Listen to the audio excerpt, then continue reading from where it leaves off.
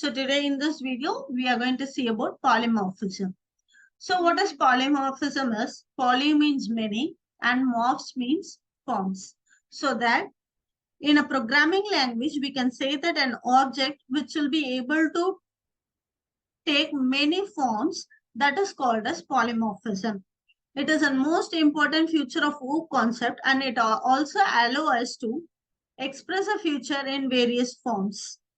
Here we have two types of polymorphism. One is compile time polymorphism and another one is runtime polymorphism.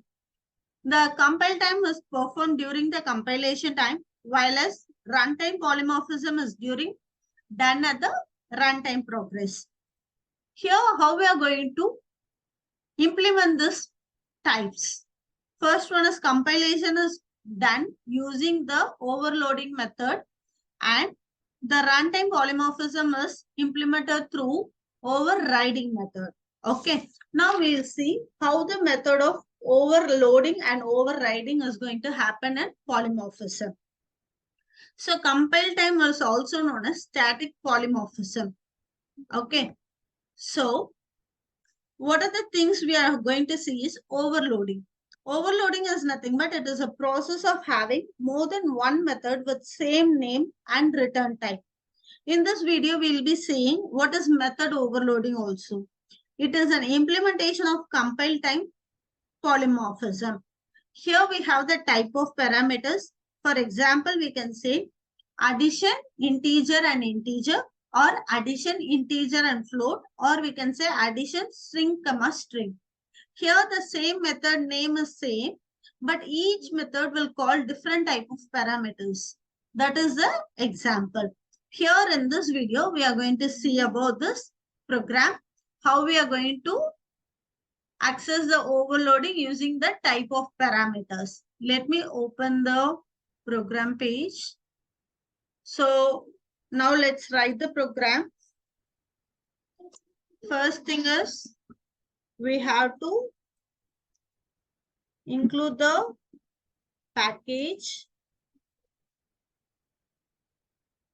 that is package overloading, public class. Now I'm assigning the public class method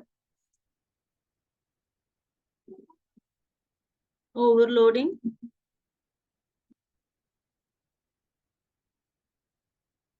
I am just opening the loops.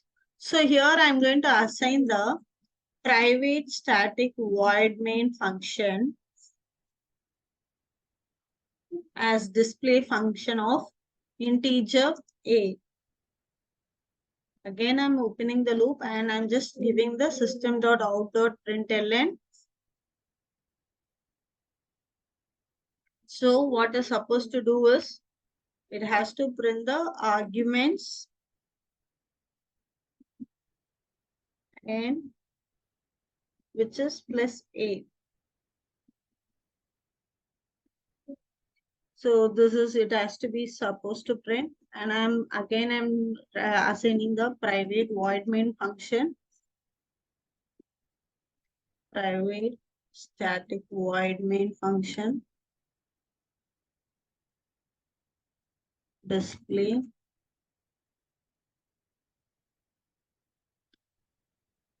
so here I'm assigning two integers, int a comma int b.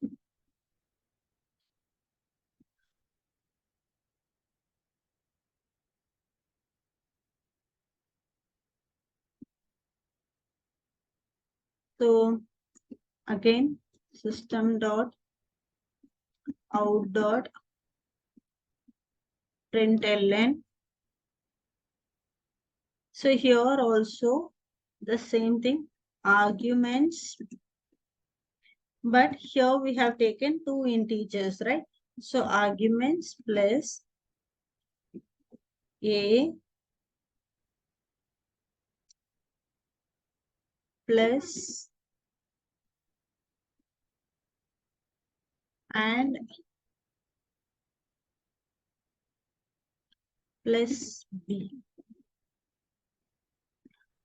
So this is the statement that I have given. and again I am assigning the public static void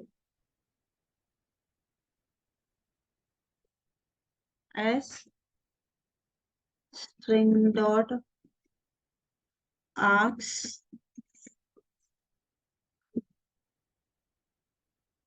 So here comes the main function, that is display 1 and display 1 comma 4. All the loops are closed. Here it shows the output